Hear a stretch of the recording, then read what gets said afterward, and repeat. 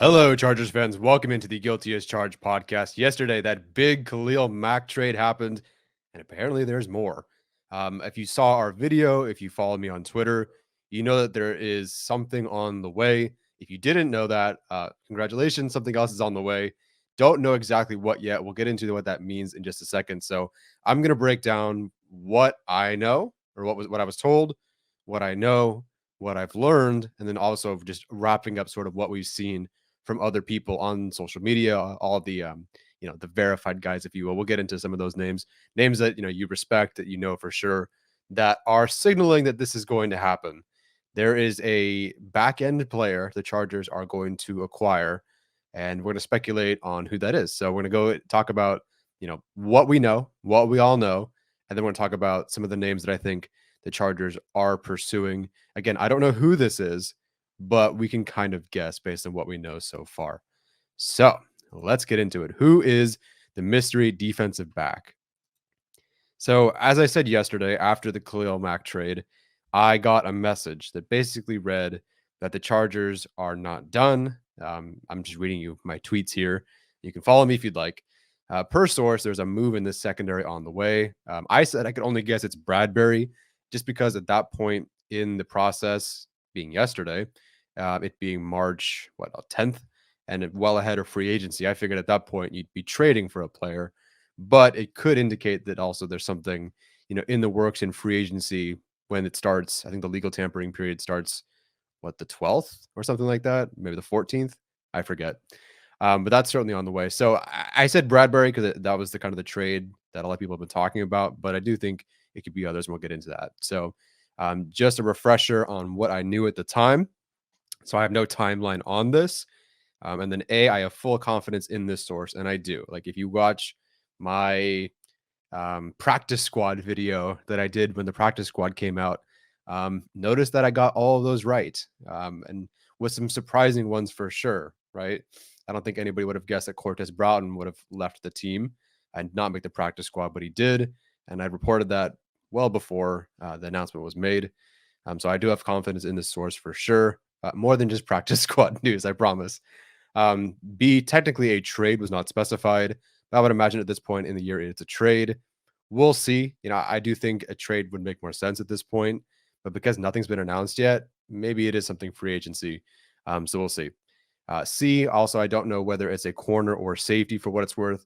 The word I got was back end. So, again, back end could be one word or two words, I guess, but it was written as one word. So I got one word and it was back end. So could be corner, could be safety, could be a slot corner. I don't know. So yeah, I don't know who it is. I don't have the timeline on it. I just know it's a back end player. And the word I got was big name, or the two words, big name. Now, I don't know what big name could necessarily mean to somebody, to this person, or to other people that are out there speculating about this. If big name to you only means JC Jackson, then you may be disappointed. If big name to you could be, the floor for that could be Darius Williams, then maybe it'll be Darius Williams. But I think it's going to be one of the bigger names for sure, whether it's a trade or through free agency. I think it's a guy who is going to command a big contract. Either he has that big contract currently, or he's going to command a big contract, a big APY deal. So what we know moving forward, let's see if I can figure out how to do this. Okay, there we go. What we know right now. So I tweeted this. Let's see. I think like 2:40 something yesterday. Yeah, 2:32. I tweeted this. The conversations that I was having, obviously were before that. I wanted to try to clarify and get some more information. But so kind of about the same general timeline I was getting the information. So yeah, I'm trying to keep things in order here of how I've found it and seen other things as well. This is independent of anything that I was told, so I don't know what these people were told.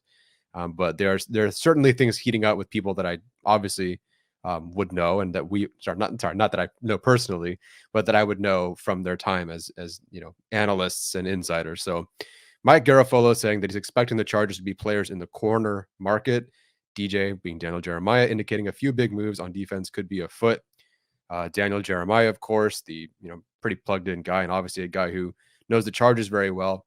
He says Staley loves Mack from their time together in Chicago. I think the Chargers will continue to aggressively upgrade the defensive roster. So not necessarily a corner or secondary move specifically, but be aggressive and upgrade the defensive roster.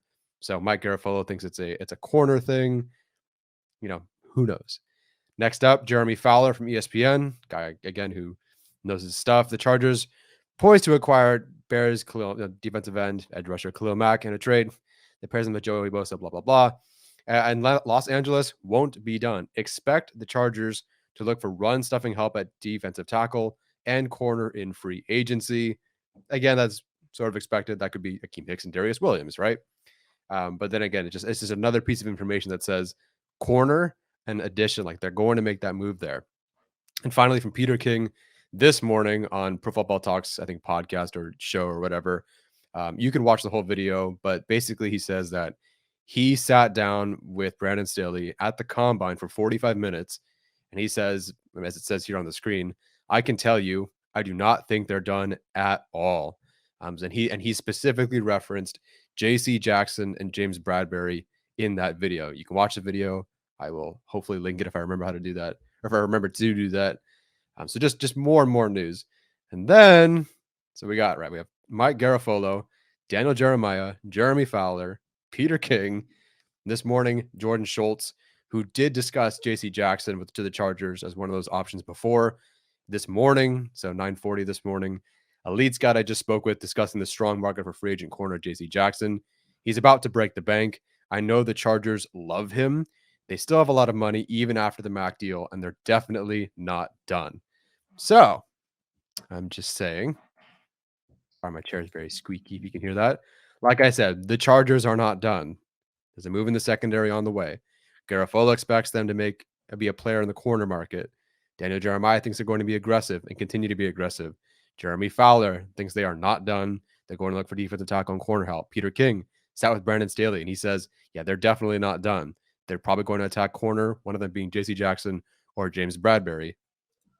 Although he did reference Bradbury as a trade, or excuse me, as a cut candidate for the Giants. The Giants would cut him, and then they get Bradbury rather than trade for him. But we'll talk about that in a bit. And then, Jordan Schultz this morning, the Chargers, they are definitely not done. So look at everybody saying they're not done, right? The Chargers are not done. Now, I just happen to be slightly more ahead of it, I guess, at this point, perhaps, that I know it's a secondary move. We've talked about the other moves that they could make along the defensive line, notably Akeem Hicks and Sebastian Joseph Day, and the reasons that we know sort of why that would be the case. But we'll get into that for a different time, or you can just look at the other videos that I've done. So here's what else I know, and this is what I tried to piece together after I said that the Chargers were not done. They make a play in the secondary. I had the day before actually reached up because I believe Jordan Schultz, the guy who did that previous report, I said the Chargers would be interested in JC Jackson. And I reached out to somebody that said, and I asked, JC Jackson's off their board, right? He would, given the character issues from a few years ago, and some of the off-field stuff, he would definitely be off their board, right? And the response I got was, I can say with certainty he is not off the board, which surprised me because, we know Tom Telesco and we know that they don't really go for that. So the idea that JC Jackson still being on their board, that's surprising to me, but it's obviously certainly a shift in philosophy. And of course, we've seen, this is different. Character stuff is obviously different, but we've seen a philosophy shift when it comes to Brandon Staley. Not necessarily with character stuff. I believe they're always going to, uphold that. And again, it wouldn't surprise me if JC Jackson is really off of their board. But we've seen last year that the Chargers, who would never, under Telesco, they never took or signed a tackle, like an actual tackle, because Forrest Lamp played guard. They never drafted or signed a tackle that was under 6'6" to play tackle, right? They just never did that. I believe it was 6'6", and then even Sean Sarrett, however you say his name, with the Steelers, they never grabbed an offensive tackle in the draft that was under 6'6" until the 7th round of the draft. So the idea that they would go for Rashawn Slater was no, they're not going to do that because Tom Telesco never does. Of course, now who's our left tackle for the next 10 years? Rashawn Slater, a guy who was undersized. You can say the same thing about Asante Samuel Jr., right? So there's just a departure from the norm for sure, right? That's very different. This trade for Khalil Mack is certainly a departure for Tom Telesco and the Chargers organization under his tenure since 2013. Never would have guessed. This never happens for us. But they made that shift. And I think part of that is the Brandon Staley influence. I mean, it kind of mostly is. Again, character is a different thing, but JC Jackson not being off their board and then being willing to work a bit with the character stuff if it's far in their past and clearly doesn't represent who they are currently, and obviously if it's not a terrible, terrible, terrible thing. I think the Chargers are willing to work with that, so that's interesting. And the other thing I know is that the information that I have, the information that we get, that Steven gets as well. We kind of split between those sometimes. That goes up to some other places. I'll say that. So in discussing with the other parties who do accept our information as legitimate, they first guessed that James Bradbury was the guy. And again, that makes sense. That's who I guessed first too. He's the guy. He's sort of a big name corner, not the biggest name, but he's a big name. Just no one thinks of him as a big name, partially because he plays for the bad New York Giants team, but they had a good defense and he's a big name. So that was the first guess. Plus, considering the trade aspect of it and what we know or assume to know that they'll get for him, that was the first name. But the JC Jackson, that name has now picked up the most steam in those circles. So we'll talk about that in a bit, but it does seem like JC Jackson is now the front runner for the Chargers that's the name. That's the front runner currently. I'm not saying it's front runner to them, but I'm saying it could be. So one quick thing, I'll go over the names in a second. Most of them you've already talked about, you already know, but I do want to go over them. One thing I do want to mention before, which I've sort of already talked about, just a recap. So it's a big name. What that means to this person, I don't know. Everyone seems to think it's JC Jackson or James Bradbury. Those do qualify, in my opinion. The other thing I know is that there's no timeline on the move. I don't know if it's a trade or a free agent signing. So if it doesn't get done today or tomorrow, I don't know. I don't know when it's supposed to get done. And then it wasn't specified whether it was a corner or a free safety, a strong safety, a slot corner. I just got back end. Now it does everyone seems to assume it is a corner. That does make sense. And frankly, I wouldn't trade for another safety within this year. Like if you gun to my head, Harrison Smith or JC Jackson or, Tyrique Matthews or Charvarius Ward, given the roster needs, I'd rather go get the corner than the safety because I do believe in Nasir Adderley, and I think the franchise does too. And they've been looking at those rotational depth guys later on in the draft. I've talked about those guys, and there's a tweet, or my pin tweet on my profile has a list of all the safeties they've met with. So I do think they're going to find a guy later on to fill in the depth behind James and Adderley. So to me, I think corner is the one. But again, I don't know that for sure. So the two names, we've talked about it, but the two names are JC Jackson and James Bradbury. So the JC Jackson one, let's talk about first. That's the one that would be the big name. Like by far, that is the biggest name on the market. He's a top 5 free agent name on the market right now. A very high profile player, going to, very high profile position, going to make a boatload of money. So I do think that JC Jackson is certainly in play there. That, so we'll move on. The one I do want to talk about a little bit more is James Bradbury. What we know, what we assume to know, at least. I never want to pretend like we know something from a verified source, even though they're verified and that I should believe them. But the suggestion is that James Bradbury is going to cost a 3rd round pick, and Saquon Barkley a 4th round pick, but that's a whole other thing. James Bradbury costing a 3rd round pick. It doesn't specify when. So I think there are 2 options. I think there are 3 options here. One, it's a 3rd round pick this year. So the Chargers would have pick 1st and then 4th in this draft. Not overall, but in the 1st and 4th round of this draft. So it could be a 3rd round this year. It could be a 3rd round next year.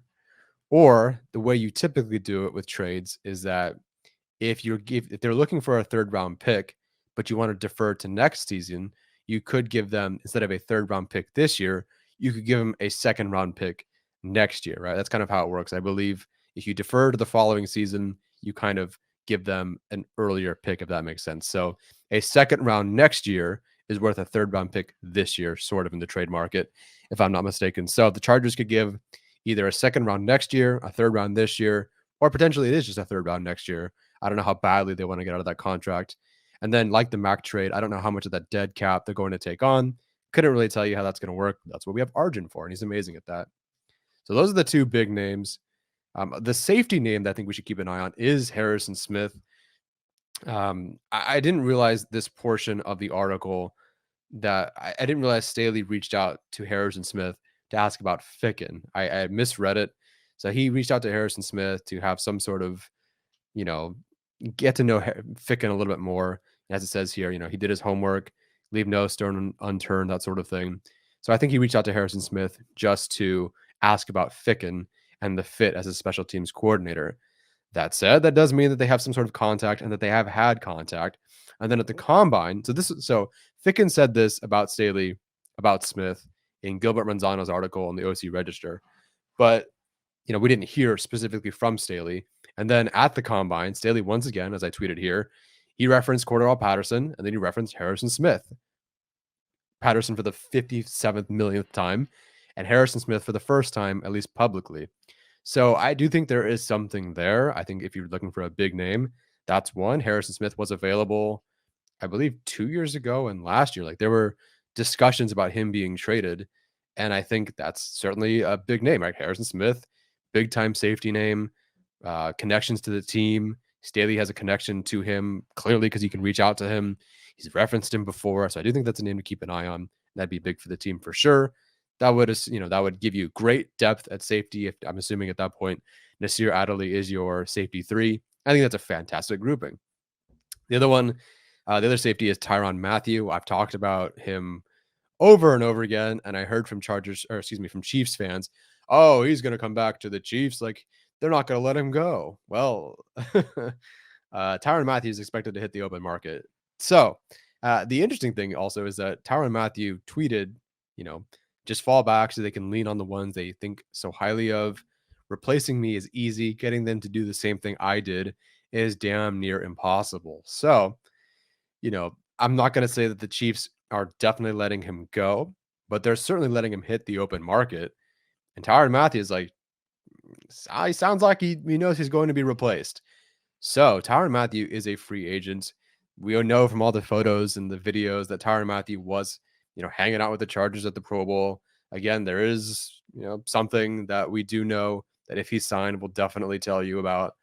But it's possible. Again, this is another safety. This would be a free agent signing, but this is another safety to keep an eye on. And Tyrann Mathieu is certainly a big name in that regard. The other one I think is Charvarius Ward. I think he does qualify. Is it a big name? Like, not really, even though he's one of the best, young corners right now hitting the market.